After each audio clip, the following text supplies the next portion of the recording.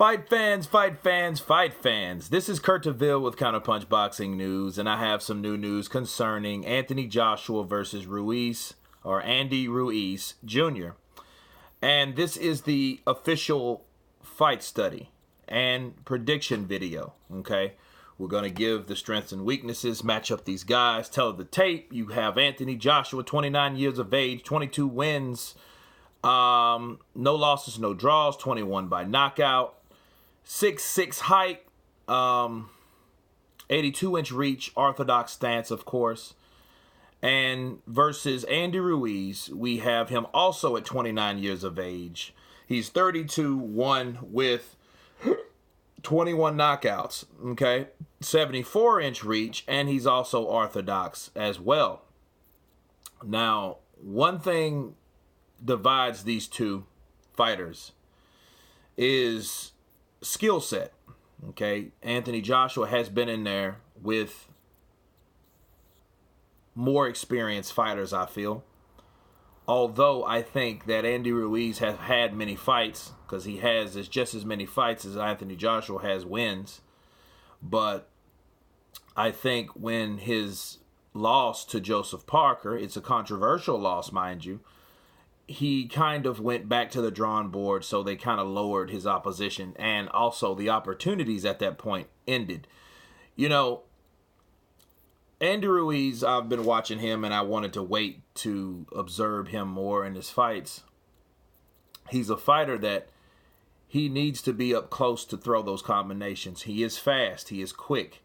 You know, one thing that I see about Ruiz, he likes to loop with his right hand or chop with his right hand.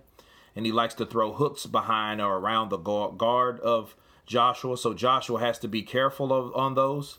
Joshua needs to keep him right in the middle of the ring. The ropes wouldn't be good for him. So if he starts getting fatigued, he could face some adversity there, because that would be the opportunity for Andy Ruiz to put pressure on him on the ropes, because at that point he's close enough with that 74-inch reach to touch Anthony Joshua, and he does have some beautiful combinations, especially to the body, and he likes to end it with a chopping right hand, or a over looping right hand, or a left hook. Okay, so he is a pretty good puncher, or a good combination puncher. Now, the thing I see with Andy Ruiz, what remains to be seen, and it's a big question mark, is can he keep up the pace, right? Now, I know Anthony Joshua is not Joseph Parker, because Joseph Parker was quicker. So Joseph Parker did a lot of feinting in there, which made Andy Ruiz hesitant to throw his punches like he should. With Anthony Joshua, if he boxes him and puts that jab in his face, it'll keep him at bay, to keep him from getting on the inside, to rip those left hooks in that body assault, which I'm thinking he's trying to do. I think the game plan for Ruiz, if they're smart, try to get in the inside, come up under the jab, work the body, put some interest in the bank, so to speak, on the body, so it can slow Anthony Joshua down. So to deter him from fighting in the middle of the ring, getting up under those punches, and then eventually getting him to the ropes to score punches, to the sides of the head, to the body. Hopefully you can put an uppercut or that chopping right over the top when Anthony Joshua does jab. Because Anthony Joshua, what he does is, when you crowd him, he goes into this like Mike Tyson-like stance. So he then starts dipping under. That gives Andy Ruiz the opportunity, because he's lowering himself down to his level. That's one of his weaknesses, or habits, so to speak, because he loves Mike Tyson. And if you notice, Anthony Joshua, I think his overall evolution of fighting, for him to fight like Canelo Alvarez, because he's one of his best fighters. And I see some of the things that Anthony Joshua tries to emulate in what Canelo does. Now, with Ruiz, I think he will give Anthony Joshua a challenge. Now the question is, how hard can Ruiz crack? He can punch, but can he hurt Anthony Joshua? Because again, Anthony Joshua's been hit by Klitschko. He's been hit by Povetkin. He's been punched by Parker, caught the left hook by White. We have to see how that punching power measures up, okay? And it looks like it's going to be a good fight. Depends on how Anthony Joshua chooses to fight him. And I think for Andy Ruiz, he should stay right in his chest if he can. That's the only way. Because the 82-inch reach compared to a 74, Joshua has the reach advantage. However, what benefits Andy Ruiz is his height, okay? Joshua doesn't like that. Joshua likes to fight people his height. He doesn't like to fight anyone that's shorter than him. That's why a lot of fighters that are tall are like that, okay? That's why you think it was so easy for Deontay Wilder to get Dominic Breazeale out of there because of his height. Of course, yeah, he was slow as molasses in the wintertime, it seemed, on some of the exchanges is why he got caught like that. But he was right there eye level with Deontay Wilder. That's how Anthony Joshua also prefers it, okay? He prefers it to be eye level. But this is not eye level, Ruiz is down here, so he's coming up top, and I think Ruiz is more accustomed to fighting guys taller than him versus Anthony Joshua fighting shorter guys. Because as we clearly seen in the Povetkin fight, he gave him problems. Even if you go back past that, if you look at Takam, if you look at Joseph Parker, these guys were around, 6'2", right? These guys were around that same problem height for Anthony Joshua. Though that's a problem height for him.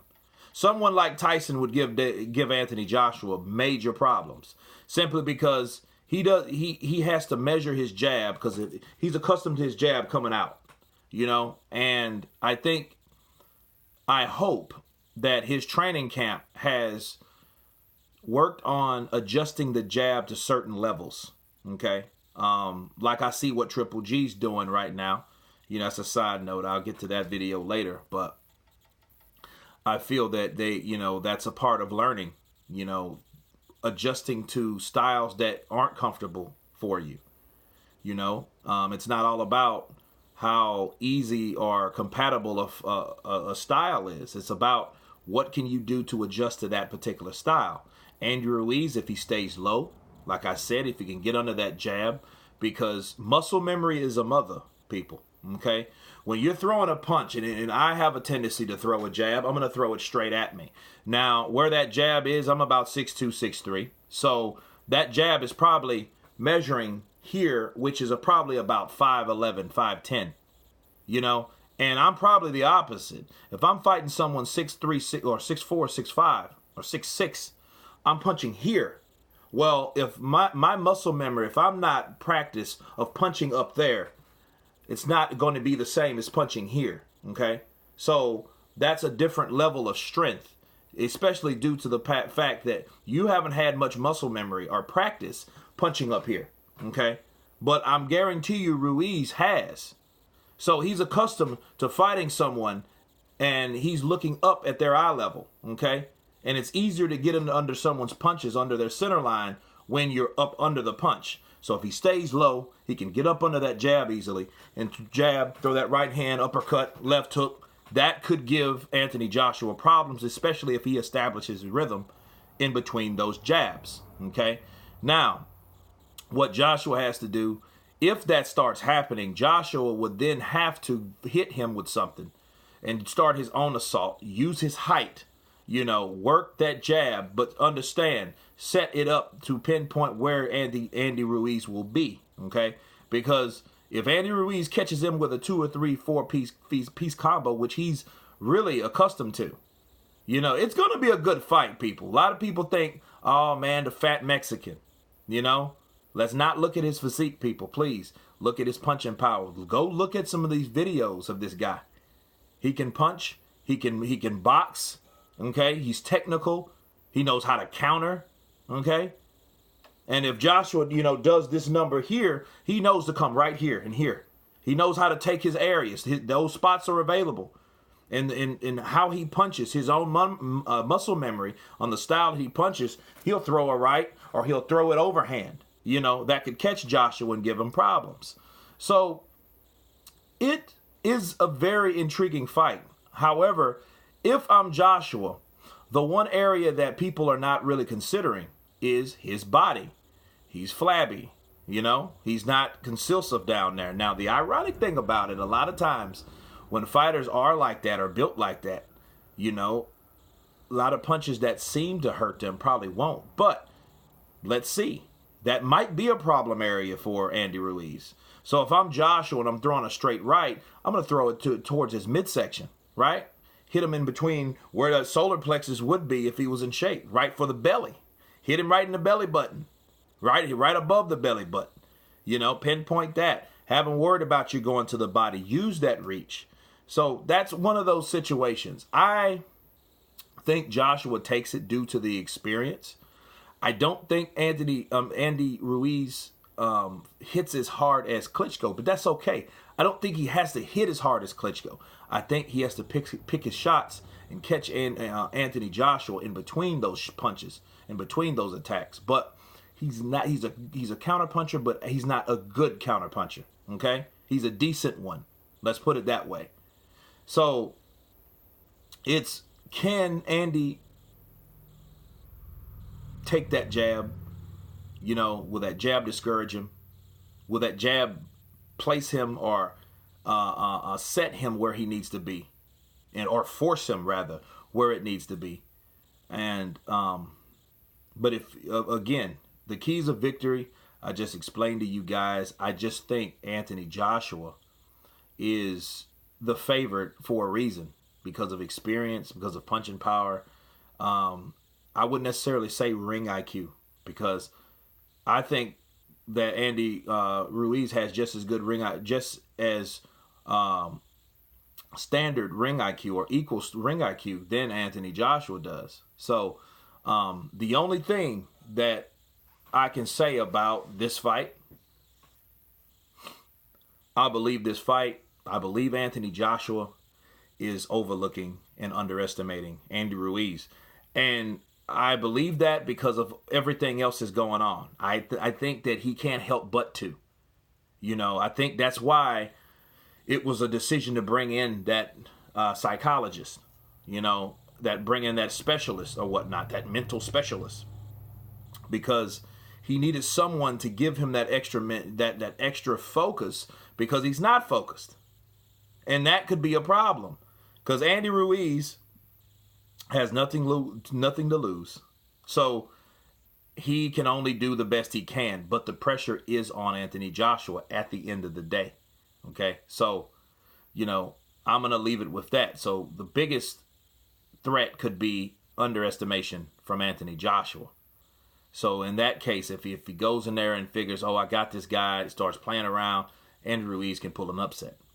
But anyway, you guys tell me what you think about this fight study and prediction. Of course, please subscribe. And you guys been Counterpunch. Peace.